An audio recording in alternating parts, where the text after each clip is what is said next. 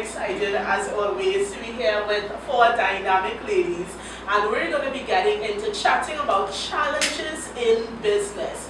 We all go through it, and some of us stay motivated and some of us give up. We don't want you to give up. So rather than just have that facade of perfection, we're going to take time now to really break it down and share our hearts with you as we discuss challenges in business. Well, 2 events ago, I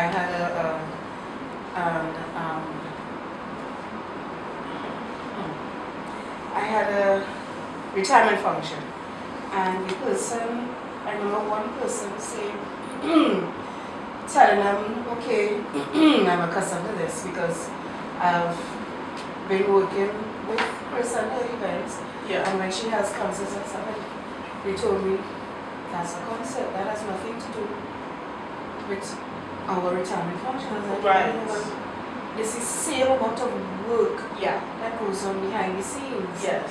And they said, okay, they brushed it off. And when we really got into the nitty-gritty of the work, they were like, oh my gosh, no, I'm not doing this again. I can't take this.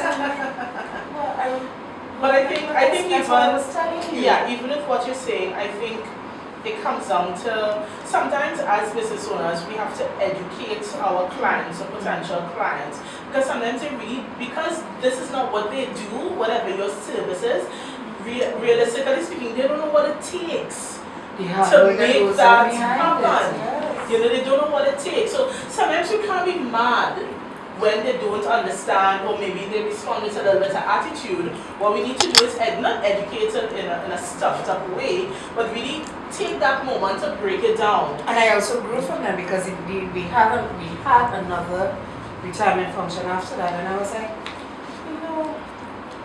let's try to do this different. So anytime we came with a problem, I was like, okay, we're going to solve it, don't worry. Yes. We're going to solve it. If it doesn't happen, okay, we'll try to adjust. And I just had to calm myself. Yes. And the event flowed after that. I was like, okay, that's what that event, that's what the lesson was in that event. Yeah. Don't go trying to convince one person to have it done this way to get it to flow. You do what you're supposed to do. Let them work out on their pace because they have their way of dealing with it. Yeah. And then it's going to flow. And from that, I just started to say, okay, relax. She's like, okay, but we didn't get this. I said, okay, it'll come. Yeah. Don't worry. Yeah. If it doesn't come, then we can also do this. Yes. And the response, she came to me after the event, and she said, people came up to her afterwards.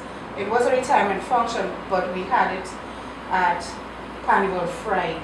Wow. So people didn't want to go home. And I was like, you don't need to go home. We were there from 9 in the morning till 10, after 10 a.m. and I was like, okay. Wow. I need to go home. You're Christiana party. They started.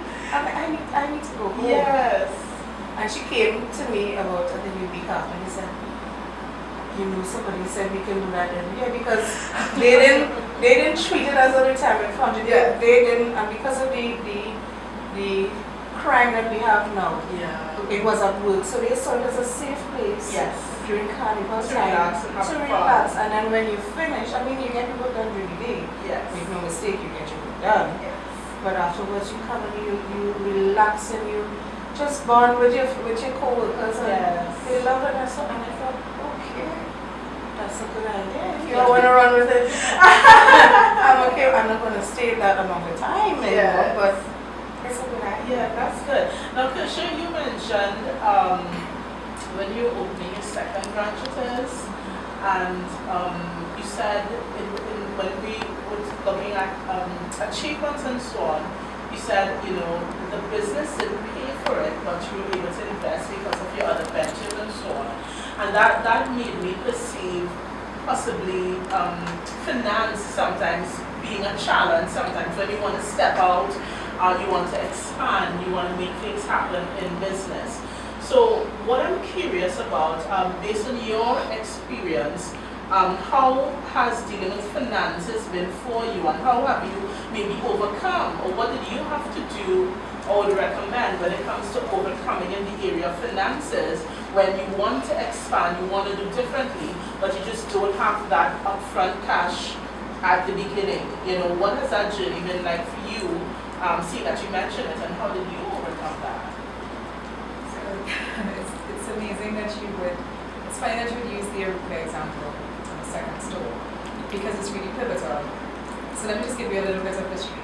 So when I started Experience Dance, the first brand that I got was an Australian brand and it required significant capital. And I took that as a personal loan based on my salary where I was working at the time. And that's how I started. Yeah. And sometimes I wanted to expand and I would just give myself a loan to do it. Why not, right? Yeah. I wasn't doing anything in my time. I had no real loans. I had a car loan. It was small because I had a small car. I lived modestly. I didn't have a huge rent or anything I had to pay. And it was only with a very significant and painful change in my personal circumstances in June 2015 that I had to move the store in Takarico. And with that, I now had to pay a rent in that store. And I realized that I didn't want to keep paying the rent from my pocket. Yeah. And I said, I mean, when it comes to finances, this is really where I get personal with God. Because I said, Lord, you have to provide. Because I didn't start this on my own. I didn't wake up myself and tell myself I want to start a dance business. Yes. So you have to come through for me because you have to. Yeah. And you know, it was amazing. It started to pay for itself. And then after a while, I realized, well, I don't want to keep taking this hard money and paying rent anymore either. And it was really out of that pain, that push for growth came, and I started to rebrand. Yeah. Actually, that was the first time we got a professionally done version of the logo. Yeah. The branding started to branch out. With the wish to have its own brand, the Bezabeel and the Little Miss Dance Fashion, the tutus, etc.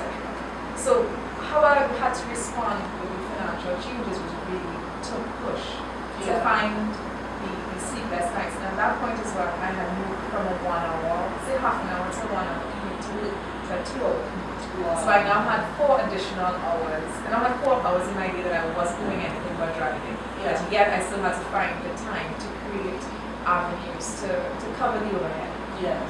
And even though, Aruka, that SW store was supplemented by my income, and a lot of it is between the times that I was moving from the place where we were paying rent to actually getting that place. Because the day I said I was going to stop paying rent, I didn't know where the store was going to go. Yes. I really was in touch with my spiritual mother at that time, and she said, do you need a place? I said, no, I don't need a place. And then by the end of the week, we had a strategy. I was going to win a car. Yeah. And the funding for that car again came from my personal funds, but I said that this time it would pay me back. Yes. And it has been. So in between that time, when we will move back, and then now having a fixed place, it really dealing with the finances, Alina, it really is yes, you balance where you supplement, but it really comes with that push and that drive to say, I'm going to work harder, I'm going to be more creative, I'm going to find ideas, dig deep down inside, I'm going to pray more, I'm going to challenge more, and I'm going to make this happen. Because now that I'm really on my own, I don't have the cushion anymore that I have. Yes. And now I have to do things to provide my own home now for myself. So I can't just keep, bailing out experience dance whenever it feels right. So that is where I think it really comes from the pain. Yeah. I'm glad you mentioned the pain, because sometimes in business, I think owners of business get frightened when the experience of business gets painful. But I think just listening to stories, and even from my own experience, it is the pain that pushes us to make some different decisions, And I know that even with Davonne, I know your story, yes, but I'm still going to ask you because others don't know your story. You mentioned earlier that you were registered for 6 years. Yeah. But you only started getting operational 2 months ago. what was the challenge that it took you 6 years, let's say, to step out? And what is it that you did practically that made the difference, that took you from just having a business name to becoming operational, having jobs, making movements in your industry? We registered 6 years ago after my sister had prompted. She also has a business. She prompted us to get into business. So we decided to get into construction. That is the field my husband is in, and we asked God for a name and all these things. We went through the whole process of getting a name. And after getting a name, now he was working for other companies, and we were like, okay, what to do with this name now? So 6 years has passed and we still didn't know what to do, how to get ourselves out there. And I remember going to church a morning, and the apostle was saying, get in touch with people, get connected to people who are in business and are prospering.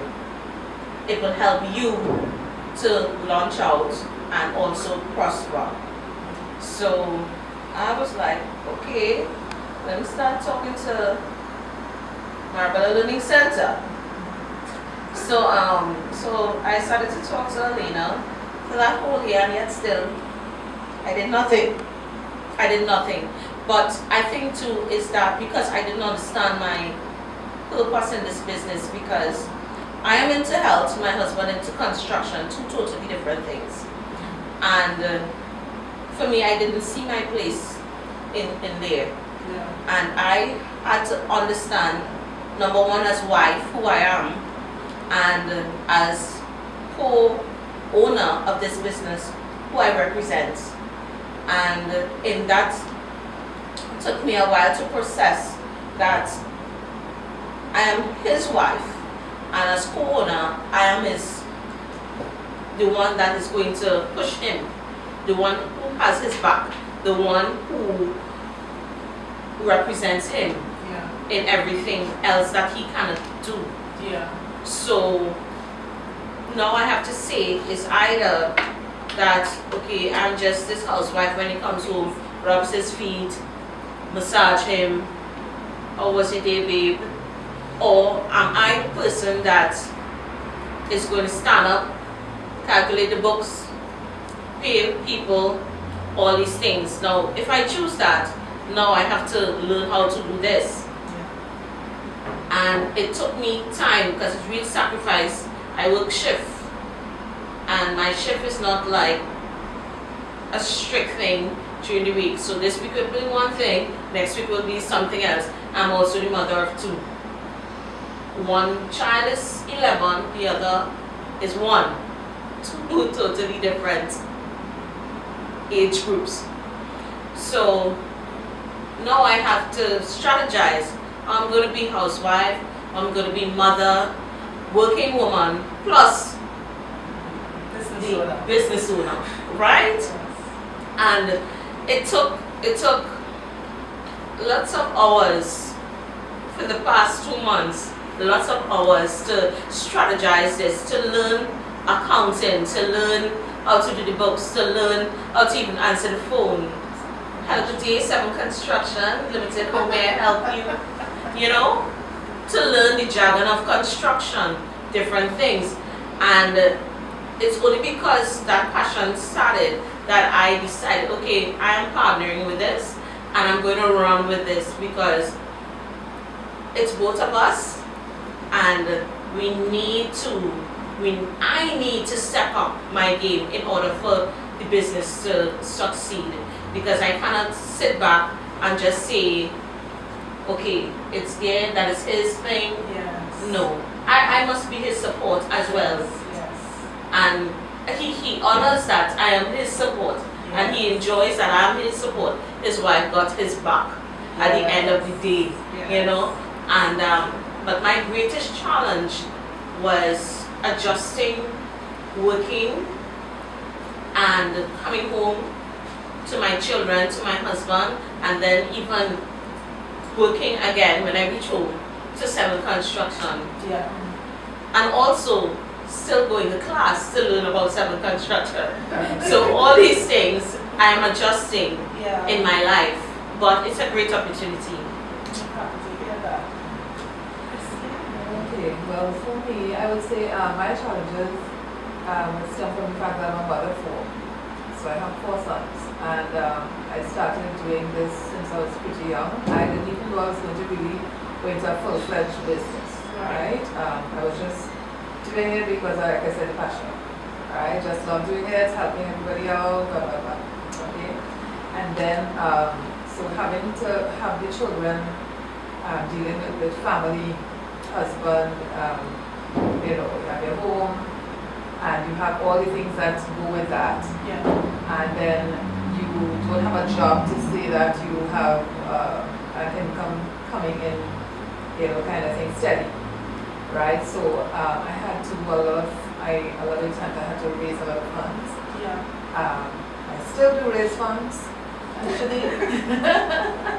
We do raise funds all the time, but I've had from barbecues to curry queues to all the different queues you can think about, right? And you know, and so it was always a continued struggle for finances because you know, it's like, you know, you don't have that to sustain kind of thing, right? But amidst the challenges and numerous, like one of the things one of the biggest challenges for me would have been because I would have been occupying a lot of, I would have my sessions, my classes at churches in different areas, right? So I've been through the length and breadth of Trinidad, not so big I would say, but I've been, right, and hosting programs, courses at different churches and so on. But then it became tiring, over the years, from Trinity City to wherever, straight down to, you name it, yeah, from one extreme to the next, right?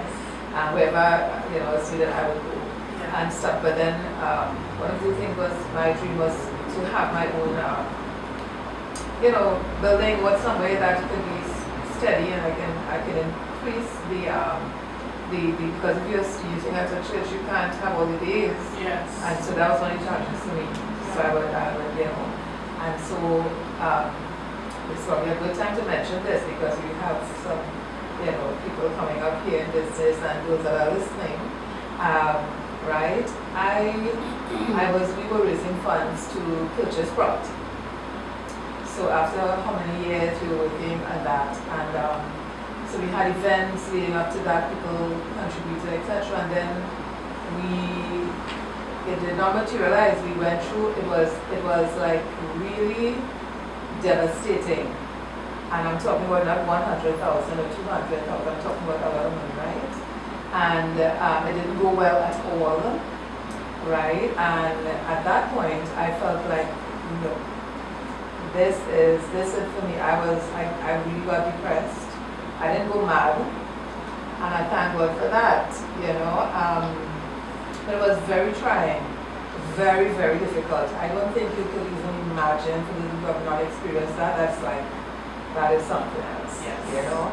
And but I thank God, you know, for the faith I have in Him. I thank God for what He's placed within me, you know, and who I am, you know, in Him, and who He is to me, and He is so faithful. I want to thank God because I was able to rise above that, and I was able to bounce back from that.